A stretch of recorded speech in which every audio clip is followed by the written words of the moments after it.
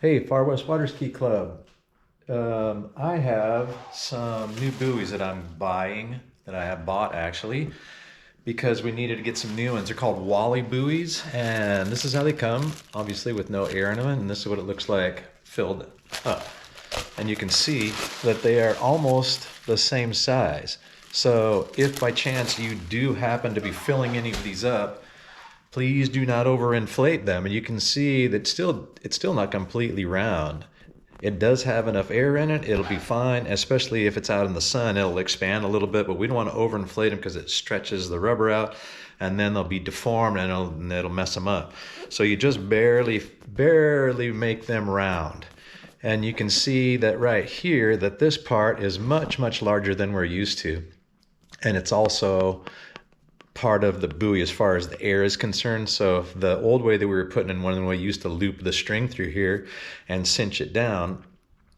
If this would get a hole in it, then I'm afraid then the buoy would be no good. So I've got a different way to attach these.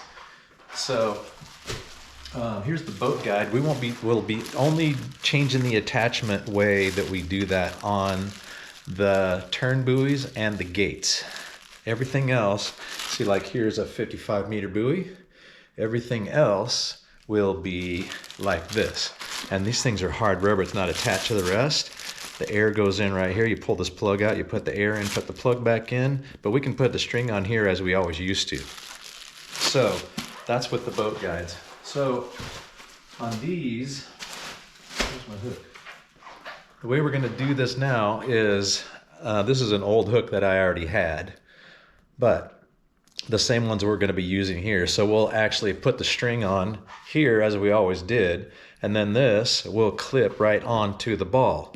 There's a little bit of a trick to doing it. I mean, you can't force it on because it's a kind of a tight fit. So the way I do it is I take it and I slide it on like this, and then all you have to do is just rotate the hook and it latches.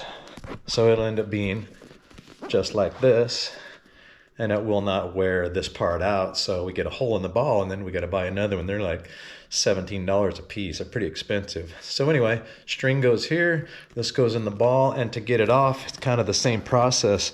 You kind of push this out of the way and get that little flap out of the way like that, and then you just start rotating it like this and it comes right off. So anyway, if you're out there after we put the course back in and for some reason one of these things comes off, this is the new way we're going to be doing this, okay? Hope that helps. Hope you guys are doing good. You better be at the gym and working out because ski time's coming soon. If we don't get any more rain, well, I hate to even say that. But anyway, the course is going to go back in pretty darn soon. I'm sure all the debris is probably floating off to the sides now, and it's probably getting, safe enough where we can go out there and have some fun. So hopefully we'll get the course back in soon, and you're going to see these fancy new buoys out everywhere. It's going to look great when I get it back in the water. Everything's going to be shiny new. So anyway, I hope you guys are all doing good. Thanks for watching, and I'll see you out there soon. All right, take care.